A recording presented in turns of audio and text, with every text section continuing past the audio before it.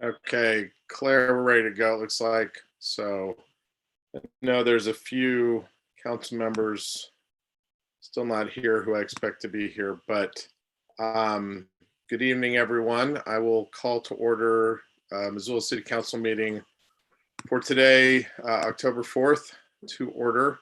And we continue to meet virtually for the time being during the pandemic. We've got the information up on the screen about how to participate in the Zoom meeting as a participant using the raise or lower hand option. You can do so on an iPhone or Android phone by clicking more to raise or lower your hand. If you're on a landline, you can use *9, and we always continue to have the City Council voicemail 406-552-6012 and the council email council@ci.missoula.mt.us. I'll be facilitating for the mayor, who'll be absent this evening. We have, let's see here. I know that Jordan Hess will be absent. I think we're missing a couple other folks. Bear with me for a moment. Jordan, and I'm not sure if I'm seeing Heather on here. Heather, if you are here, raise your hand. Not seeing that. So I believe Mr. Hess and Ms. Harp are only absent folks. We have minutes to approve from September 27th. Are there any changes to those minutes? Oh, I'm sorry. Sandra, go ahead. I see Heather in the participant or the attendees. Yes, we've had there as well. Let's see if we can get her promoted. Okay. Thanks, Sandra.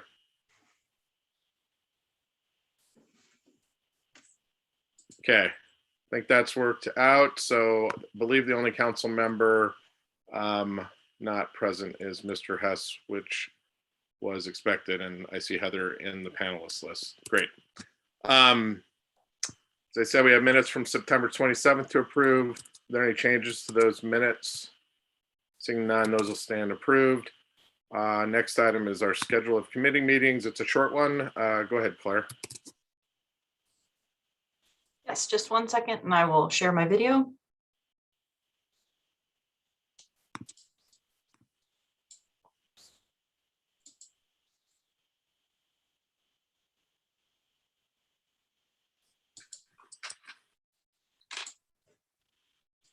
Okay, to see the City of Missoula committee meetings, you go to the City of Missoula website, and we have this meetings button here in orange. And when you scroll down, you'll see a calendar that has all of the meetings. You can click on each individual meeting and it will give you information about the agenda and how to join each meeting. For next week, we have only one meeting on October 6th. It is the Administration and Finance Committee from 9 a.m. to 10:10 a.m. They will be looking at a referral contract for the emergency winter shelter, community-based organization contracts for fiscal year 2022, community benefit organization contract approval for Climate Smart Missoula and Home Resource. And in addition, there is no city council meeting next Monday. So the committee schedule for the following week, October 13th, is also one Administration and Finance Committee meeting starting at 9 a.m., going till 9:20, discussing the resolution for radio and communications equipment leasing agreement and reimbursement resolution for public safety radio and communications equipment purchase. Great, thank you. Any changes to the committee schedule? Not seeing any. We'll move on to the public comment portion of the agenda. This is an opportunity for public comment on items that are not on the noticed on the agenda, and please keep your comments to 3 minutes or less. I see one attendee. Go ahead, Mr. Larson. Matt, you should be able to talk, I believe. Oh. Hi, City Council. Hello. Yep, you're this good. Is Matt. Yes, this this is I don't know how many weeks in a row that the city council hasn't been able to provide a hybrid meeting scenario for the elder people in the community and people that are less technologically inclined. This is like totally available right now, and it's all set up, but we're just not implementing it. And it's really frustrating to see week after week after week the lack of anything being done at city council level in that regard. But it is kind of par for the course. We are kind of just talking into the void, and often our public commentary is not even responded to, much less acknowledged by city council. So I'd really like to encourage city council again to actually implement the tools that they have regarding a hybrid meeting, allowing for people to show up in person and masked or whatever the requirements are, and allow them to participate again in a meaningful manner. But thank you.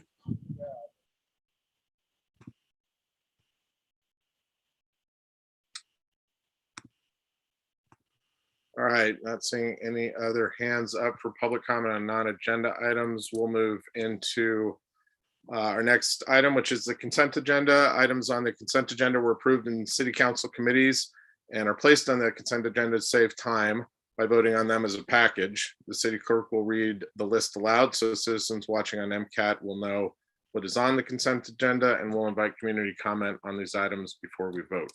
Go ahead, Claire. All right, on the consent agenda, oh, just a second, let me share my screen.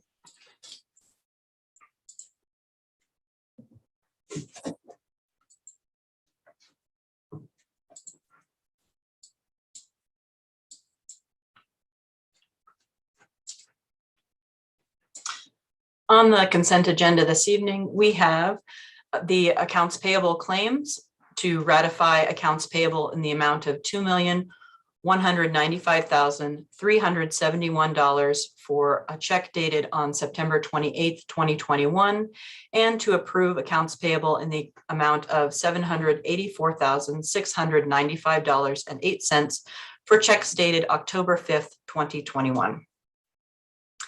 In addition, we have the approval of the first contract amendment with Selectron for Atlas Insights and Inspector modules for an annual service fee of $35,000 and a setup fee of $34,000.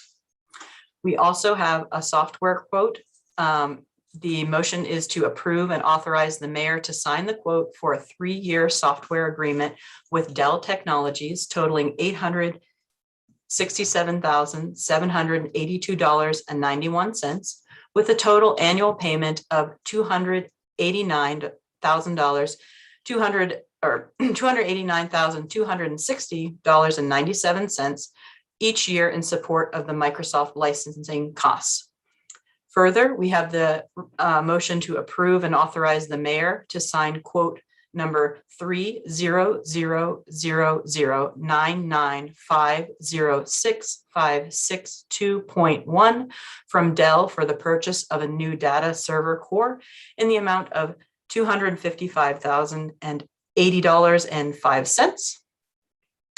We have another motion to authorize and approve the mayor to sign a quote CERQ 95085 from Cerium for the purchase of 5 new replacement switches in the amount of $43,000 or $43,623.13.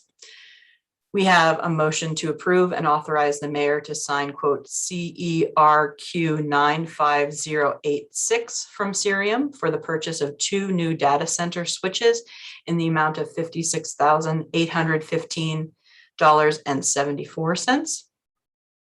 We have a motion to approve the acquisition of the Flynn Lowney ditch, waiving all of the contingencies per the July 22nd, 2021 purchase agreement between the Hellgate Valley Irrigation Company and the city of Missoula, and to authorize the mayor to close on the property.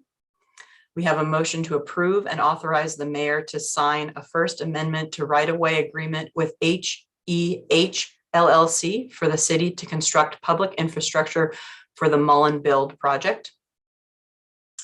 We have a motion to approve and authorize the mayor to sign a first amendment to the agreement to dedicate right-of-way with Rocky Mountain Beverage of Montana LLC for the Mullen Build project. We have a motion to set a public hearing for October 25th, 2021, and adopt the resolution of intention to adopt the 2020 Long-Range Transportation Plan as an issue plan to the 2035 City of Missoula Growth Policy, and tentatively refer the item to the Land Use and Planning Committee.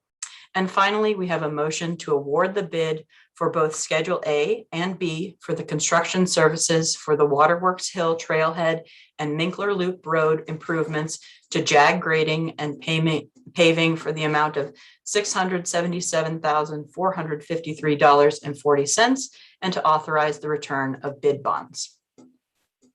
Great, thank you. I'll take public comment on the agenda, consent agenda. Mr. Larson, if I can believe you're. Yes, this is Matt Larson, Ward 3. I would suggest that you guys send back this almost $1 million or more of tech related and IT related expenditures back to committee. We were never even fully submitted the spec or anything of this nature. They're saying that this is because of like cybersecurity or some ridiculous reason like that. I just recall like last year during the budget, they wanted to hire a help desk technician for $120,000 a year when that was a $60,000 per year position, for instance. So I think that in light of all this stuff being redacted and us not even knowing what we're purchasing, I would say, and also in light of the city not having a capital assets list at all, we shouldn't be buying all this stuff, this nearly $1 million worth of stuff, especially during a pandemic and all this, that, and the other. I think we could be more effectively spending this money, but I don't know. That's just me. Thank you. Also, regarding the right-of-way and the changing of the zoning at the Missoulian. Don't do it. This is going to be horribly ugly, and you're canyonizing the river. But if you want to go down as the city council that canyonized the river, very much go for it. Thank you. Thank you, Mr. Larson. Not seeing any other hands up on the consent agenda. Any questions or comments from council members? Not seeing any. We'll have a roll call vote on the consent agenda. All right, starting with Councilperson Anderson. Yes. Becerra, Yes. Contos, Yes. Harp, Yes. Jones, Yes. Merritt, Yes. Ramos, Yes. Cheryl. Cheryl, Yes. Vasika, Yes. Yes. Von Lossberg. Yeah. Von Lossberg Yes. and West. Yes.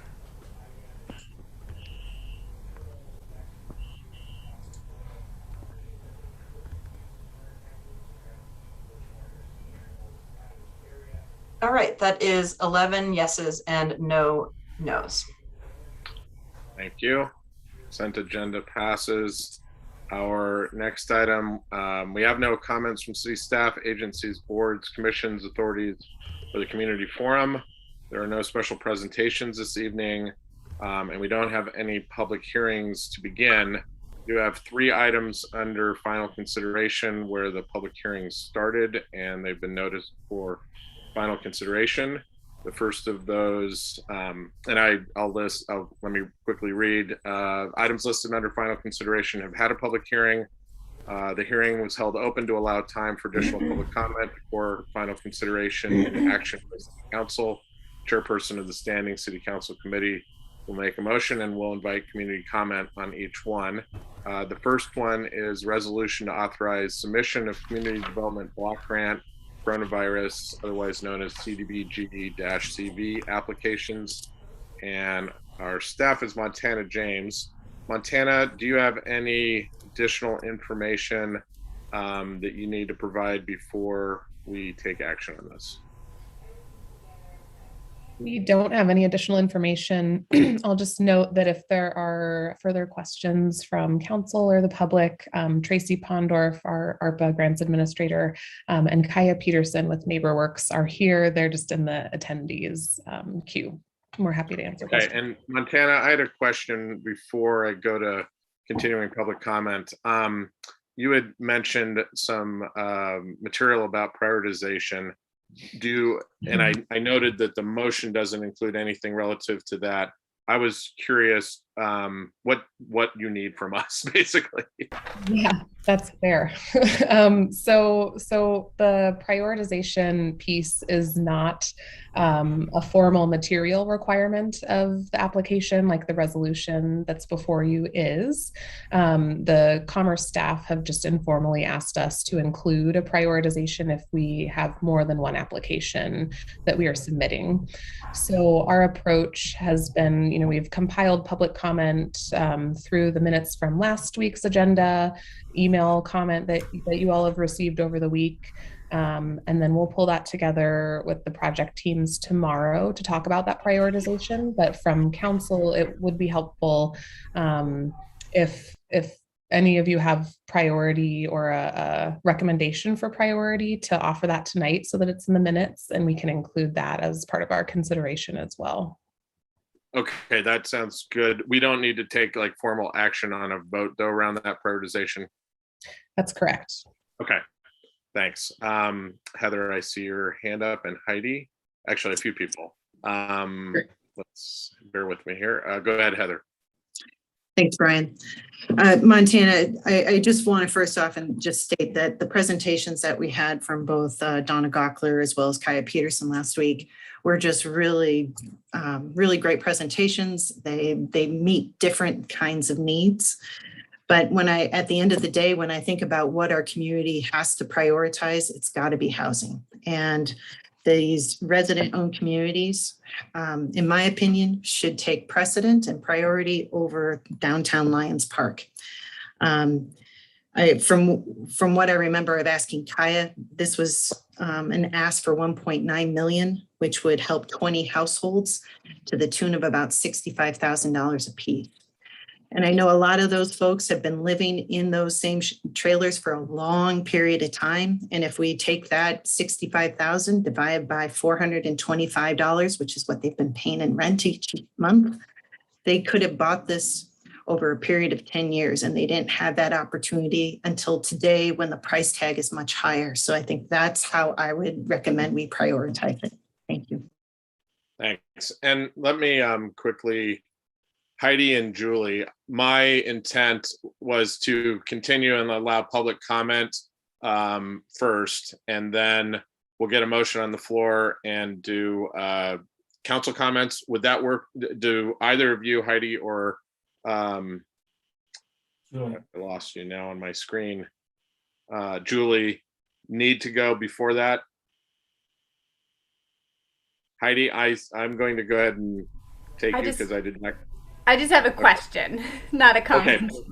Okay, perfect. So go ahead, Heidi. So I guess my question is to Montana, are both of these projects like equally good fits with the scoring criteria? Yes. I think they are. Yeah, these COVID funds are interesting. They prioritize safe outdoor space and community facilities, and they also prioritize housing and safe shelter. So they're pretty flexible funds intended to meet a wide range of needs as a kind of as a consequence of the pandemic. So I think in terms of scoring, they would be. And it really will come down to kind of our community priorities. Okay, thank you so much. So I'll take questions. Stacy, do you have a question? Okay, go ahead. I do have a question. Thanks so much. And thanks, Heidi, for asking that. I think that my question is along those lines, and I just think that this more from a clarity on the record, because there was a little bit of misconfusion. This isn't city funds that we're awarding. We are facilitating the process that these awards will come through from a grant that was made available through the CARES Act. Correct? Yeah. There was a little bit of press and I got a couple questions from folks. So these are not our general funds or awards, but we are helping sort of be the facilitator for community grants. That's right. It's an application for funds, and it is a competitive application process for these CDBG COVID funds through the state of Montana, not our city entitlement funds. Great, thanks. Okay. Seeing no other questions, I'll come back. I know others have comments, including myself, but let me go to the public. I know there's several people in attendance. So continuing holding open the public hearing aspect of this from last week, please go ahead and raise your hand if you're in the audience and you'd like to provide public comment on this. Right now, I have one hand up, and that's Mr. Larson. Let's see. Go ahead. Okay, yeah. Hello, this is Matt Larson. I just would encourage you guys to go for the housing aspect of this over the park, especially because it comes down to community values, like Montana James said. We just did a city attorney opinion saying you can't be in the park if you have COVID. So how are we getting COVID money for a park that you can't be in if you have COVID? It's a little absurd right there. And plus we're in an affordable housing crisis right now. So I just urge you guys to prioritize the housing aspect of this, even if it is kind of kooky and slapped together. But whatever. Thank you. Mr. Gray. Let me see if I can make this work here. Mr. Gray, I think you should be able to go. All right, can you hear me? Yes, we can. So I am with the Missoula Lions Park, and I actually I'd like to put out a word of support for the park refurbishment. The park is serving a ton of low-income families that are just down the street and that are scheduled to fill that area with the planning that's ahead of it. They don't have any playground area for any of the children unless they have to cross West Broadway and make their way all the way to the school, which is the only park in that area. So I think it is a good idea to put money towards that park because it's going to help out. I'm not sure how many people are in that housing project down the street, but I'm going to guess it's around 60 families down there, and you'd be helping them out. We've been looking at trying to do something to help those families in the park for years. And I think this is a good opportunity to help those people. Thank you. Thank you very much. Is anybody else who's an attendee in the meeting who would like to provide public comment? I'm not seeing any other hands up in the audience, but I want to just give it a moment. Okay, we'll go back to council and let me go ahead and get a motion on the floor. I believe this is with A and F, and then we'll have an opportunity for council comments. So, Ms. Jones. Yes, I'd like to make the following motion that we adopt a resolution to authorize submission of Community Development Block Grant Coronavirus CBDG-CV applications. And I'll speak to it briefly if this is the time. Sure. Yep. Go ahead. That's an order. Thanks. There's all sorts of different programs under CARES and ARPA money that are coming down. And I wanted to say thank you to our staff for doing all of the vetting work on this to get these two projects queued up. There's all sorts of need in Missoula. So all of the thought that's gone into creating these applications is much appreciated. Just to put my own 2 cents in, I think they're both very worthy projects. I'd be very happy if both were funded. But for now, I do think the priority is housing, and I would put my vote of support to prioritize housing, the NeighborWorks project as number 1. Thank you. Thank you. Julie, thanks for your patience. Thanks. And as a point of clarification, I'd like to say that in response to the public comment that we just heard, there has been no legal opinion from this city in any way, shape, or form that says that you can't be in the park if you have COVID. That's not true, and I can email it Larson, directly to you Larson, if I was allowed to participate. Go ahead, Julie. So there has been no such legal opinion, period. I would also like to actually comment on the motion as well. And I do also thank staff for the hard work, and for NeighborWorks for continuing to their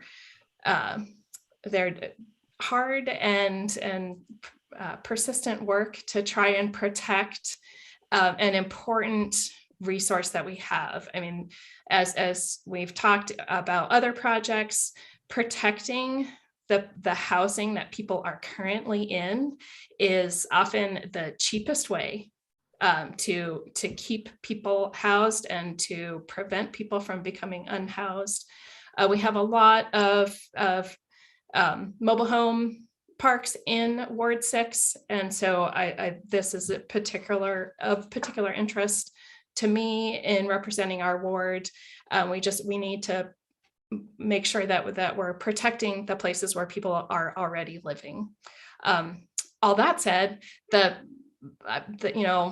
work at Lions Park is also incredibly important, and I agree with Mr. Gray, and I appreciate all the work that Donna has put forward in the proposal that she's given us.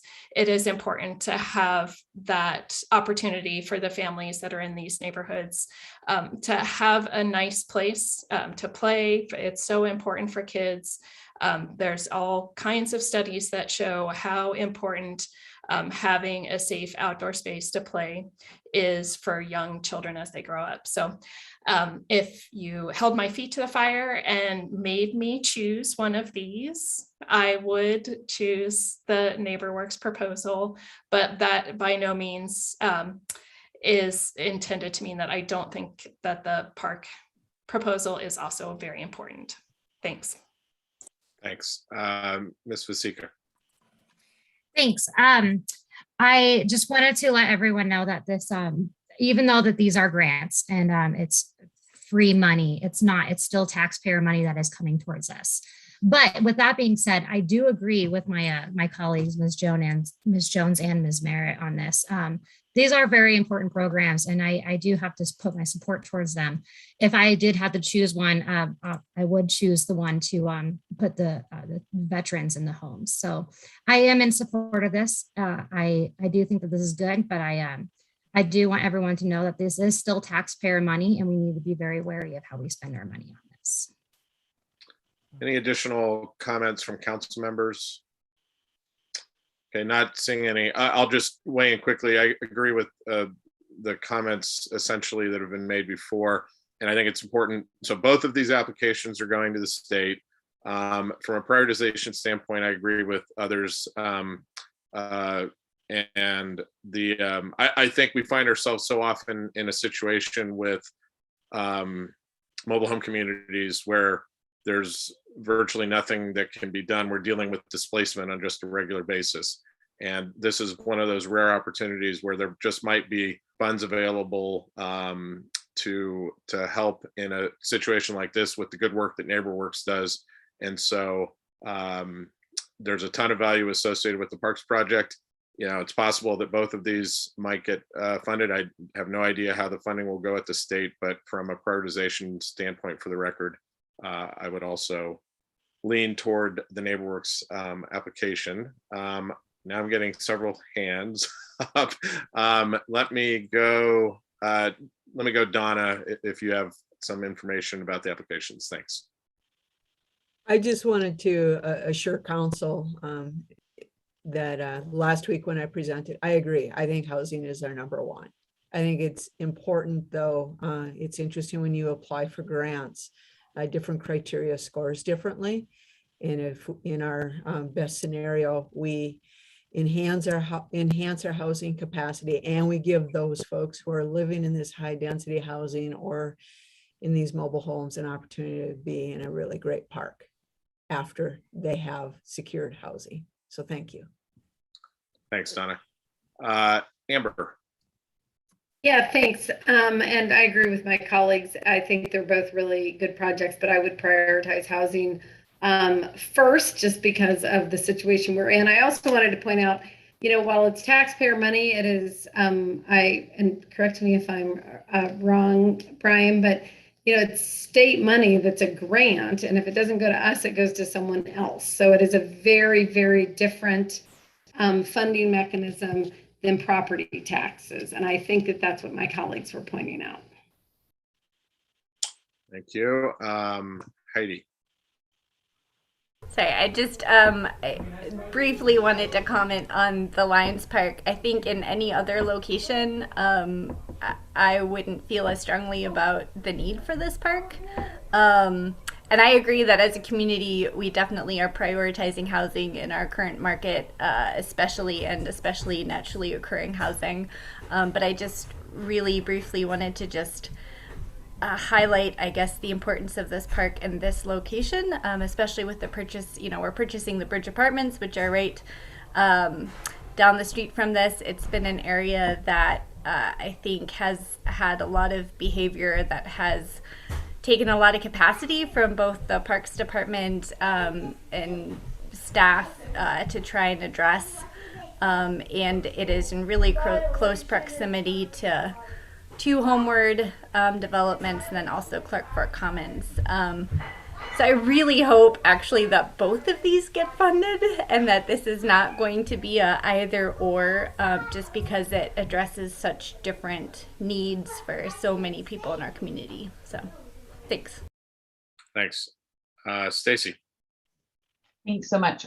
Yes, I hate having to choose between these two because they both provide such critical infrastructure and various needs in our community. And I really appreciate the sentiments from my fellow council members that we are deciding just between these two projects, the NeighborWorks project that would allow for the trailer home folks to go in on a cooperative basis and buy their land, or the Lions Park application. That those are the only two that are on the table right now. And I do agree, I appreciate Donna's point of bringing up the fact that we have two incredibly strong applications that, depending on kind of how the scoring criteria or what they're looking for at the state level, we are very fortunate to be in a very strong position that both of these projects will have significant impact in the communities that they will go into. And I think that that is a large part due to the fact that we have incredibly great staff working on this and really great community partners who we are able to partner with to put in strong applications. So, housing obviously is the first need, but the park also provides an incredibly important component to quality of life as well. So thank you to the staff for all your hard work on this. Mirta. Thanks. I concur with Ms. Anderson that, these are both, and everyone who's spoken before, that these are two very strong applications. Oftentimes we plan for housing with parks in mind, because it's the combination of the two that really get to address the issues and the needs of our community. So in an ideal world, I think we would have to find funding for both of them. However, I think we have to be strategic with this source of funding. And I think we all have learned how incredibly difficult it is to fund affordable housing. And if this provides us that opportunity, I would advocate that we do that. Not that it's easy to find the funding for park and park equipment, but I think that we have, and Heidi West knows this better than probably any of us here on council, but I feel that we might have some opportunities in the future to do that. So I too would hope that we can fund both, but advocate for housing first. Thank you. Go ahead, Sandra. Sorry, I'm just a little bit confused because it looks like there are 3 options. There was the management to the Poverello Center, management to NeighborWorks Montana, and the transformation of Lions Park. So I'm just really confused of why a lot of folks are saying the 2 options. I might just be out of the loop and don't understand. So there was an update on that, but I'll let Montana speak to it. Okay, thank you. Yeah, thank you for that clarification. We did originally in the committee meeting propose 3 applications for funding. And as we kind of combed through the applications more and worked with the partners, the Pavarello Center staff decided that these particular funds through the CDBG program were not a great fit for their project, and added some layers of complexity and some guidelines that just didn't mesh well with their proposed projects. So they decided to withdraw that application. They're continuing that project separately. They have other committed funds, but just wasn't a good fit for these funds. Go ahead, May I Sandra. follow up? Yep. Well, then what I said earlier didn't really make much sense. So then I do have to agree with the neighborhood partner. What was that? The Neighbor Works Montana. Yeah. Then that is what my vote goes towards, if it means anything. Thanks. Thanks. It does. All right, we have had a public hearing. We have a motion on the floor. We've had council deliberation. We can go ahead and take a roll call vote. And Montana, I think we've given you plenty of stuff, plenty of information on the record in addition to the public comment, it sounds like, for what you need. So we'll go ahead and have a roll call vote on the motion. Okay, Councilperson Becerra. Yes. Contos, Yes. Harp, Yes. Jones, Yes. Merritt, Yes. Ramos, Yes. Cheryl, Yes. Vasika, Yes. Von Lossberg, Yes. West, Yes. and Anderson. Yes. That is 11 ayes. Great, thank you. And thank you, Montana, and everyone we've partnered with for the good work on this. So we will move on to our second item under final consideration. This is the Unleashed Boarding Kennel conditional use request located at 2100 South Reserve Street. Is there any update from a staff report standpoint on this before I ask Heidi for a motion? Yes, I followed up on Councilman Anderson's question last week about sprinklers to the facility. And after speaking with our building department, they did not foresee the need of a change of use in at this facility, and any fire code would have to be met as part of the condition of approval proposed by staff, which is that all building permits comply with Title 20 and all applicable city ordinances rules. Right. Before I ask for a motion, are there any questions of staff before we go to the motion? And not seeing any. Jordan's absent, but Heidi, I believe he will provide the motion. I think John might have a question. Go ahead, John. Thank you. I appreciate all the information that's been put forward in your effort in updating your facility there.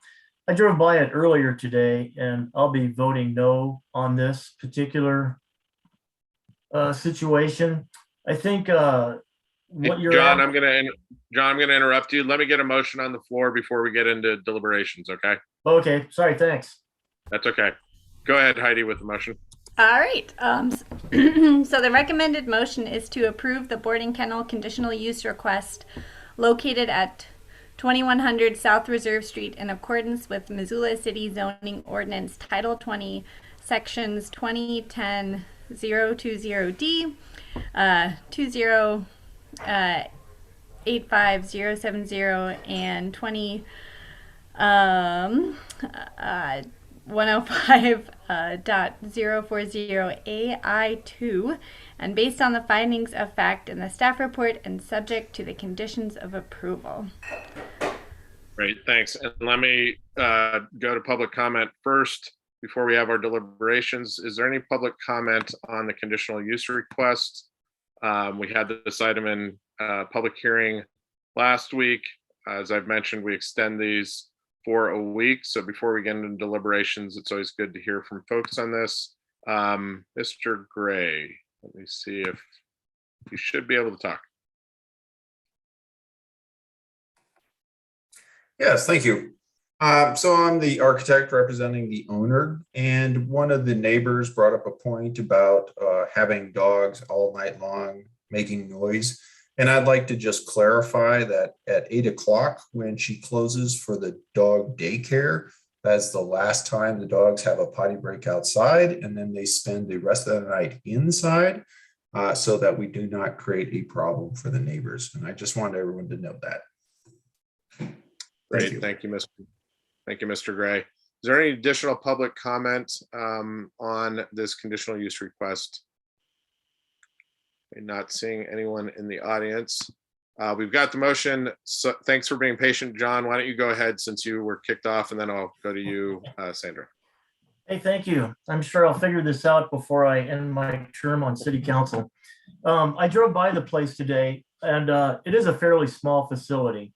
I understand 10 dogs in the evening, 20 dogs throughout the day. I also understand it's a commercial area, but you do have residents across the street.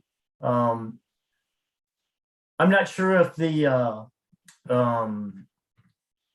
soundproofing has been put up yet, but as I drove by there today and parked, I could hear a dog barking. I think the outside area for the dogs, and I understand 20 dogs aren't going to be there at the same time, or even 10, but probably just a few. That area is fairly small, maybe 100 square feet. I just feel like the addition of these dogs would be too much for that facility. Thanks. Thank you. Ms. Merritt. Thanks. I know that we did have some public comment from neighbors who are immediately adjacent to this business. And while having lived for 10 years across the street from a neighbor whose dogs were consistently outside and barked pretty much incessantly, I totally understand why I understand the public comment that we've received and the concerns about that. And I also went by the facility and sat outside for a bit of time, and I could just barely hear a dog barking inside. And in comparison to what other types of commercial businesses are allowed in places like this, it didn't seem out of the ordinary to me. So I will be voting in support of this. It is maybe perhaps not the most ideal location for dogs to be, but I also know that there is a demand for this, and I really appreciate Ms. Haviland's efforts that she's going to try and make this a nice place for dogs. And she's very clearly been upfront about wanting it to be clean and to not bother the neighbors. And I have confidence that she will continue with her desire to be a good neighbor. So that I will be in support. Thank you. Ms. Vasika. Thanks. I disagree with my my fellow counselor, Mr. Contos, but I'm fully in support of my ward mate, Ms. Merritt. I live pretty close to a doggy daycare and night care on 3rd Street. And if you live on a very busy road, which is Reserve Street or 3rd Street, if you live a block away, then you should know that you're going to be next to businesses that makes noise. And I do really appreciate the owners, like Ms. Merritt said, the appreciation that they are trying to reduce all the noise, make sure that they are not outside at night. I really appreciate that. And it is in high demand. So I agree with my ward mate there, and I am going to be in support of this tonight. Thank you. Any other comments from any council members? Okay, I'm not seeing any. We've had public comment through the public hearing process. We have a motion on the floor. We've had deliberations, and we will have a roll call vote. All right, let's start with Councilperson Contos. No. Harp.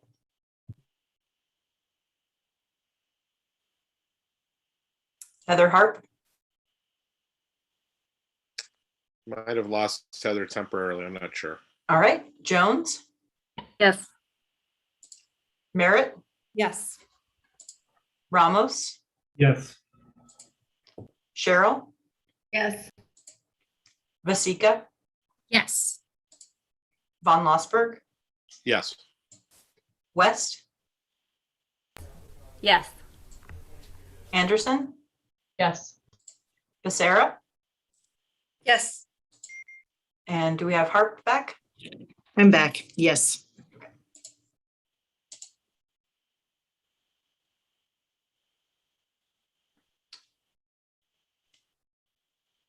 All right. And that is 10 yeses and 1 no. Okay, and that passes. Thank you.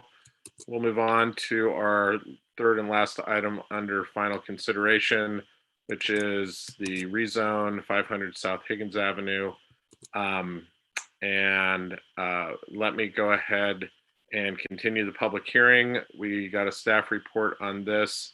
First, let me ask, is there any updated or any additional information from staff that needs to be presented?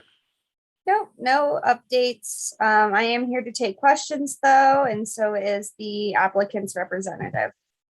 Okay, so let me do this. If you're in the public and you wish to provide comment on this, go ahead and raise your hands. While providing some time for that, and before we have a motion, let me just take any questions from council members for staff at this point. If anyone has a question on council, go ahead. Not seeing any, I will go to public. Is there any public comment on this item? So again, this is an extension of the public hearing that we started last week. We had this in committee on Wednesday. And this is the conclusion of the public hearing and then final consideration. Not seeing anyone in the audience. Okay, here we go. Mr. Gray. Yeah, make sure I'm in the right place. This is the rezoning of the Missoulian. It is, yes. Yeah, perfect.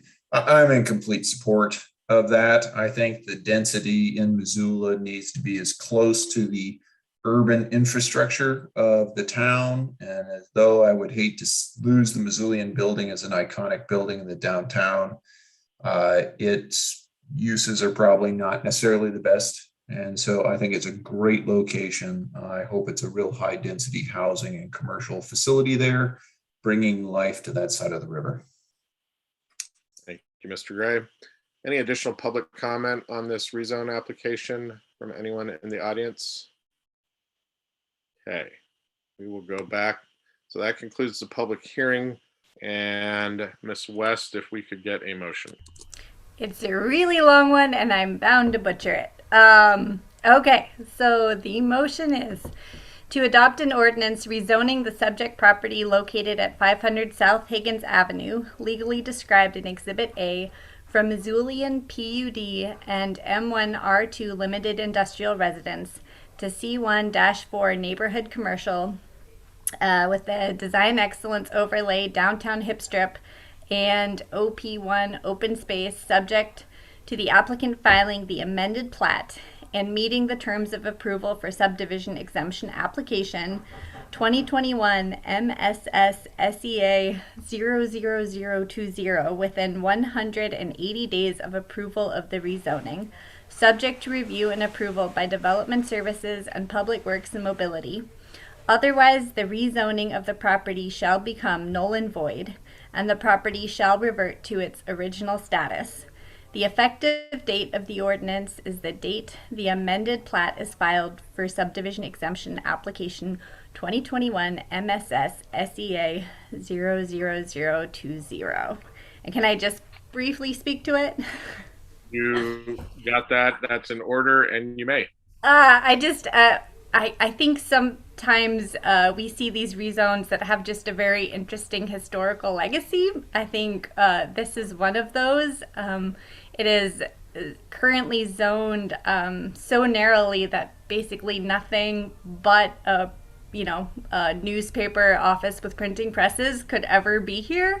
And I think when this was zoned, we never envisioned, how the internet would go or news in general.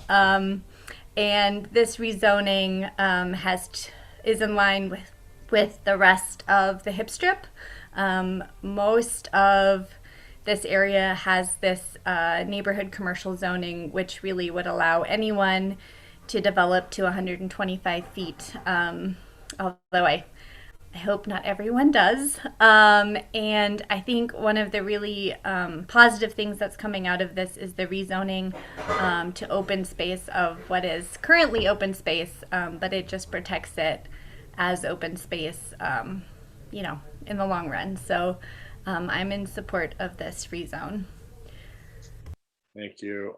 Ms. Becerra. Thank you.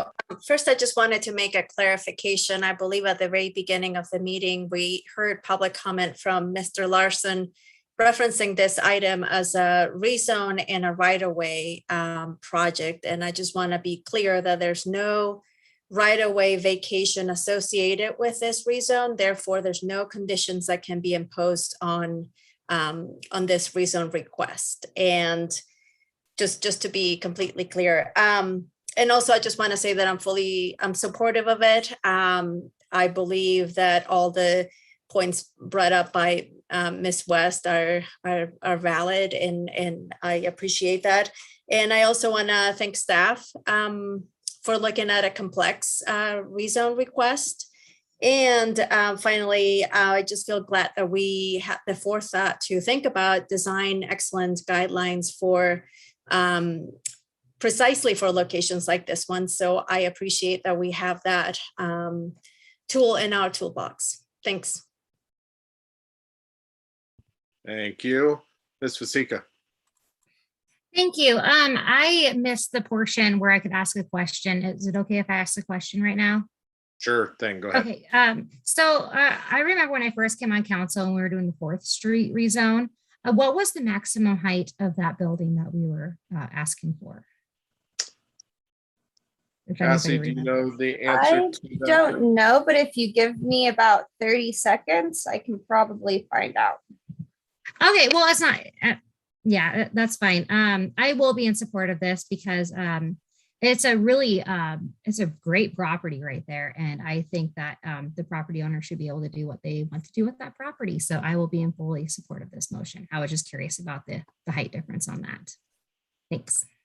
We'll plop that piece of info in when Cassie gets it nonetheless. Thank you. Mr. Contos.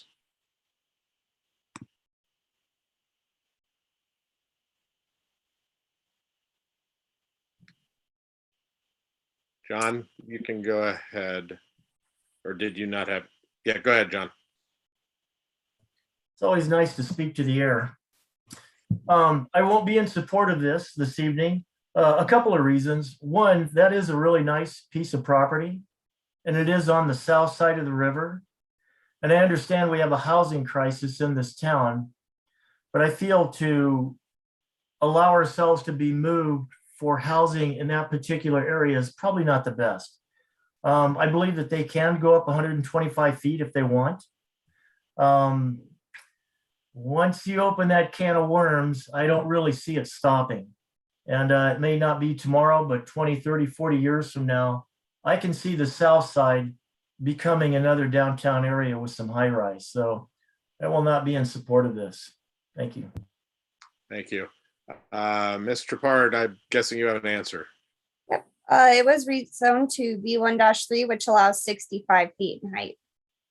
Okay, thank you. Ms. Jones. Thank you. I just wanted to offer some brief comments. I have heard some from constituents on this project, and I think during committee and the opening of the public hearing, we really got a lot of information onto the record, and the fact that there's very quiet public comment tonight, I'm hoping to take that as a sign that people heard that information. But even then, I just kind of wanted to still share my thoughts with it. I'm in favor of this project. The issues that I heard that were raised that I think were addressed on the record were, first of all, parking. And parking ultimately will be determined in terms of what uses go in with the plans for this project. So that will be decided down the road based on the use. But there is a bigger issue that I also wanted to raise, which is for years now, there have been discussions with the Parking Commission about the fact that, frankly, the Parking Commission needs to take a holistic look at parking on the Hip Strip, considering that there's pressure from downtown, there's pressure from the university, from Hellgate High School, as well as all commercial, and then it's surrounded by residential. So we need to have a holistic look taken at it. I have spoken with 2 prior parking commissioners regarding this, and they have worked on creating the foundation to really take a hard look at it and do a traffic study. And we actually have a new parking commissioner now who started a couple of months ago. So I'm giving him some breathing room to figure out his job. And then in a couple more months, Ian and I will go have coffee and we'll talk about this fun project. So I just want people to know that yes, things move slowly at times. There's been a lot of turnover in terms of parking commissioners, and I think we're in a situation now where hopefully in the future this discussion gets taken up. Secondly, the other issue I really wanted to discuss was the height of the building. I heard some concerns from constituents regarding how high this could potentially be. So first of all, the rest of the Hip Strip is already zoned to the same zoning. Over the years, it wasn't necessarily built that way, but it is the very same zoning. And if you look at zoning law and how we're supposed to analyze these decisions, that is a big factor in terms of continuity. Missoula's growing, and our downtown and commercial areas are expanding, and either we build a lot of strip malls out on the perimeter of town, or we go more densely upwards in our downtown area. And the Hip Strip is a section of the downtown. In my mind, it is very commercial, and we love the character of it, but it is going to be changing over time, and I think this is the right zoning. But it also brings into focus the fact that several years ago, we passed the Design Excellence Program, which said, if you're going to be building buildings on our main commercial corridors, they need to contribute to the character of this town.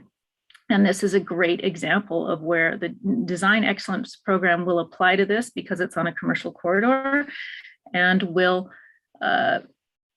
create the necessity for some design details that I think will create a better product in the long run. And one of those is the fact that, yes, although they can build up to 120, 125 feet, they do have to set it back to create light coming in and to not have too much of a high building looming right next to the sidewalk. So as Cassie has shown us several times now, thank you, Cassie, it goes up four floors, steps back, and then it can go up from there, but it really creates that breathing room. There's also been concerns about, oh my goodness, this is a potentially tall building going in next to the river.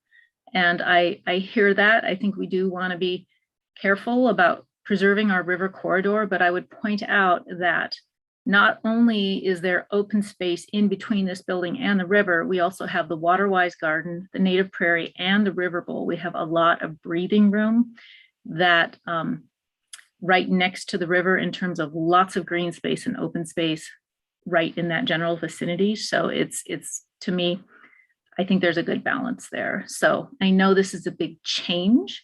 I really hope that something beautiful goes in and it respects the character of the Hip Strip, and there's wonderful interaction on the first floor with great retail.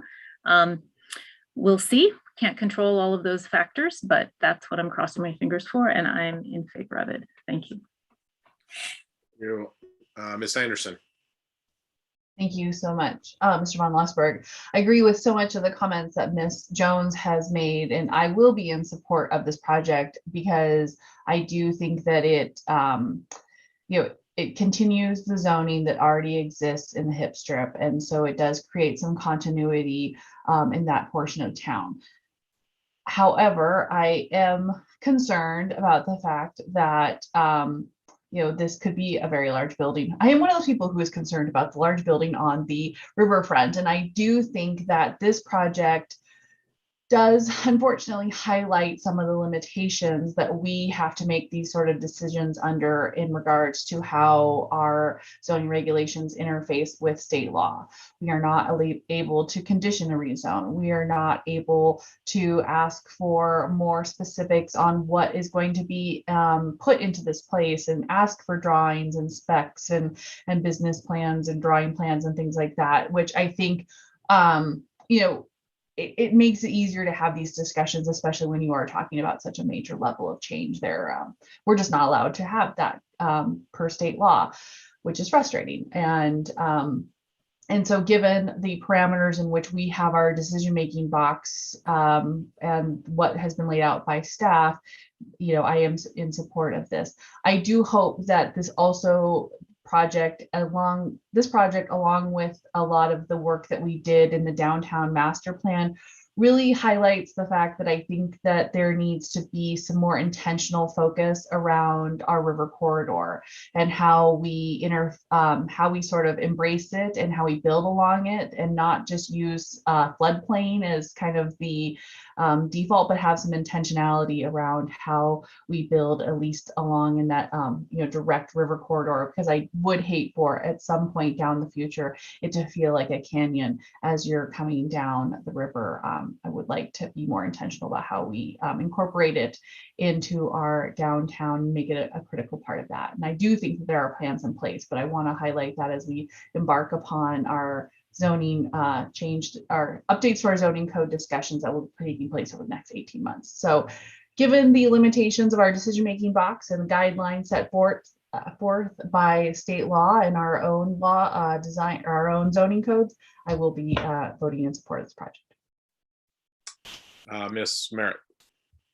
Thanks. I just want to note for the record that I will be abstaining from voting on this item because I work at WGM Group, and my colleagues at WGM Group have been working closely with the applicant on this. And so I just wanted to note that for the record. Thanks. Thank you. Ms. Hart. Thanks, Brian. First off, I want to say thank you to Gwen for fielding a number of the emails that have come in from our Ward 3 constituents. I've been down on email for weeks and if not months, and I really do appreciate you letting folks know how our limitations are communicating back with them. So thank you.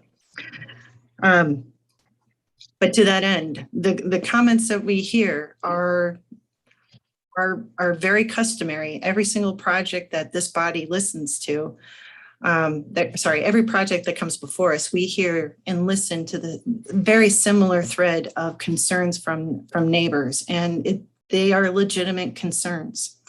And yet, just like we voted recently on, is making sure that we house our neighbors. And I believe that this particular project has the potential to really do a remarkable design that takes into account both mixed use, so that is both commercial, office, and residential all in one place. I believe that Ward 3 takes great pride in its era of inclusivity, and that is not just its people, but its building structures. And I think that this can be a testament to Ward 3 south of the river that we can set up for the future. And when we think about how much has changed in the last 100 years, one building going forward isn't going to make that much of a difference. And I think last but not least, we recognize that real estate in Missoula is extremely expensive. And the only free real estate at this point in time is in the air. And so allowing us to go up as much as 125 feet is a way that we can actually make a difference in reducing some of those costs. And with that, I am in full support of the motion on the floor. Thank you. Any other council comments on the motion for the rezone? I'll weigh in quickly and just say I plan to support this as well. The reasons have already been mentioned, the consistency with the surrounding area. Appreciate the mention of the design excellence standards mitigating a bit. I appreciate that it won't be to the satisfaction of many around sort of the canyonization threat. I think others have mentioned there's been great, as someone who's participated in that planning, really intentional thought along the river corridor and in those open space areas, and there will continue to be. And I think there's some mitigation there. And I also just want to quickly mention that I think it's impossible as an elected official to not see the sale of the building with our local paper and have a great degree of sadness about that. I will speak only for myself. Elected officials have complicated relations with the press, but I certainly hold them in the greatest regard, and I want to be transparent about my sadness about the paper leaving that facility, the same way I felt when the printing press stopped. And I'm sure it is a surreal experience for folks in that industry, as well as many who have supported it, either through subscriptions or just enjoying the local paper. So impossible for me to not see this change without feeling that, which is not particularly pertinent to the rezone, but I felt compelled to mention. So with that, we've had a public hearing on this. We've got a motion on the floor. We have had deliberations, and we'll have a roll call vote. Councilperson Harp, Yes. Jones, Yes. Merritt, I abstain. Ramos, Yes. Cheryl,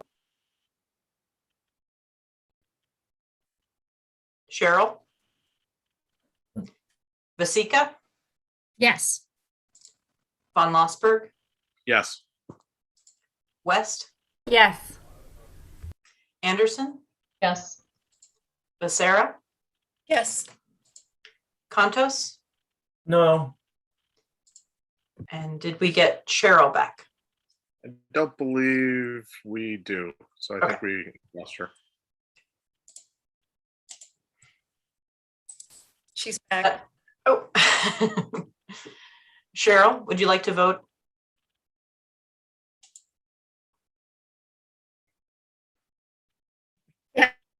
Yeah, sorry, I have really bad internet, so things are going in and out for me tonight. Yes. No problem. Thank you, Amber.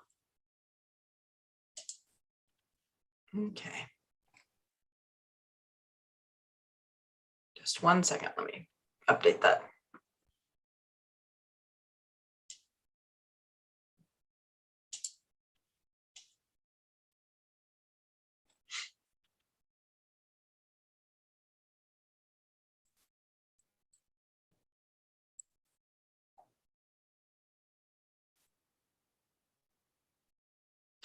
All right, that is 9 yeses. 9 yeses, 1 nay, and 1 abstention, correct? Yes. Okay, so the rezone is approved. Thank you, everyone. I'll fill in for communications from the mayor, and I will pass. And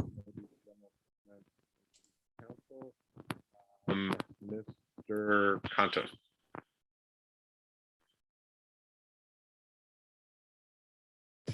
I'll pass. Thanks. Ms. Anderson.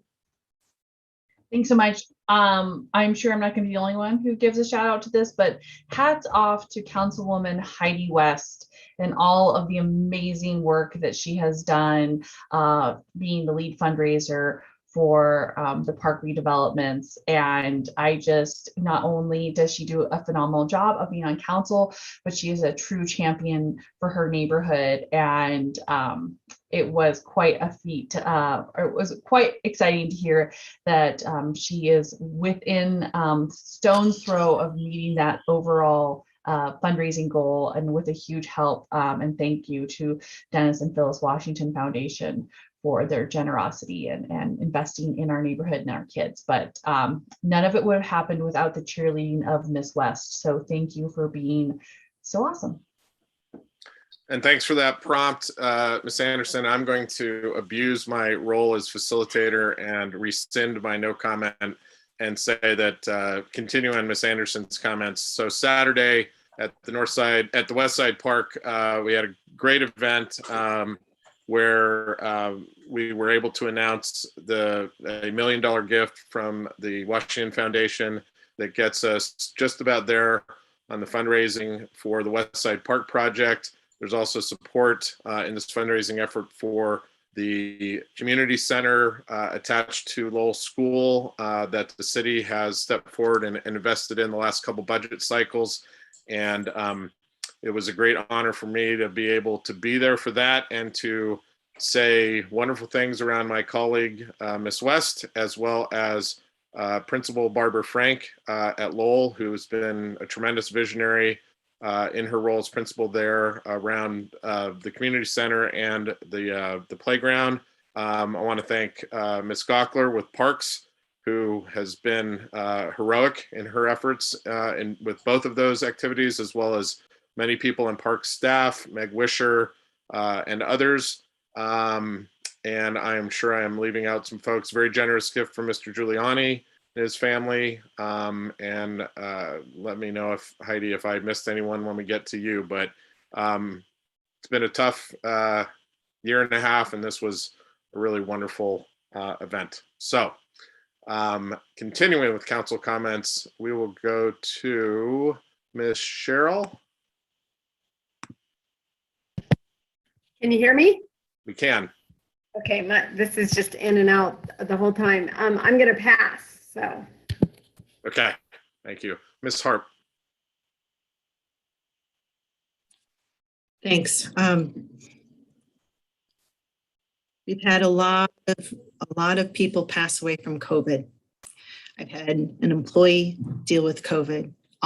Probably most of us have dealt with family or family members or friends of ours who've been affected. And all I'm going to ask and plead and beg, please get vaccinated. Thank you. Thank you. Ms. West. So I was also going to talk about the block party and just that our neighborhood certainly knows how to get together and have fun. Yeah, I played a fairly small role in this project, and it wouldn't be possible without just an amazing team. And I think it's just we are really lucky to have the staff that we do at the city who are just tireless advocates for our community, and also the staff we have at MCPS at every level. They're also just tireless advocates and spend way too much time that they probably should be spending with their families, solving big problems. And I just wanted to give out a shout out to 3 businesses that supported the block party, which was Holistic Contentment, the Clearwater Credit Union, and Providence St. Pat's.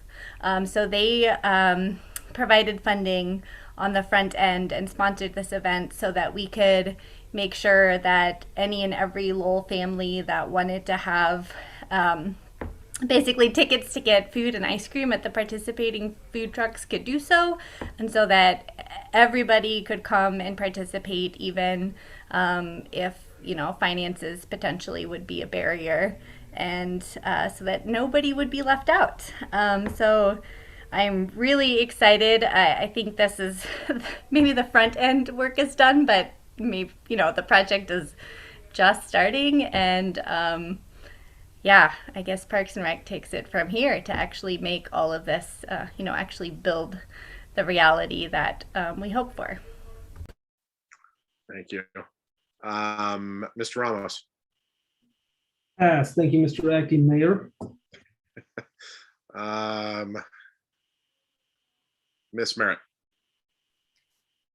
Thanks. I just actually want to put out an apology. In the past couple of years, I have gotten my poop in a group in time to get the proclamation for Indigenous Peoples Day on our agenda for the Monday before Indigenous Peoples Day, and I did not do that this year. The month of October had just totally sneaked up on me, so I deeply apologize for that. And I just want to say that the city of Missoula does recognize that Monday, October 11th, is Indigenous Peoples Day, and trying to continue our work towards justice, equity, diversity, and inclusion. Thanks. Thank you. Ms. Becerra. Julie just touched on what I wanted to say. But before that, I just want to say that Heidi West is the West Side's rock star. So thank you for everything you did. And yes, I wanted to mention that we're not meeting next Monday because Indigenous Peoples Day is celebrated on October 11th this year to honor the cultures and histories of the Native American people. The day is centered around reflecting on their tribal roots and the tragic stories that hurt but strengthen their communities. And I hope that you will join me on Monday in just individually acknowledging and recognizing that there are inequalities still in place and that we need to do our best to be more inclusive. Thanks. Thank you. Ms. Vasika. Thanks. I guess I have a lot to say tonight. I did want to follow up on what Ms. Merritt said. October snuck up on me as well. Next thing I know, I have a 6-month-old. When did that happen? Heidi, you are being way too humble. You are just an amazing person and you have just nailed it. So I want to congratulate you on everything you did for that block party. So thank you for that. I also wanted to thank all the staff. I know I don't do that during presentations enough. I just get caught up in my questions and comments. So I'm sorry about that, but you guys do an amazing job. And I really thank you a lot for that. I also wanted to say that there's a lot of change going on. There's a comment I heard once that change is the only constant in life. And it's something that we need to be okay with. So change is happening and it's uncomfortable, but we can deal with it. And I'm just happy that we have all of our counselors and all of our community to deal with it together. Also, on a final note, I wanted to say that rifle season is opening up and please be safe. Make sure that you know that every gun is always loaded. Point your gun in the correct direction. And that's all I have to say. Thank you. Thank you. Ms. Anderson?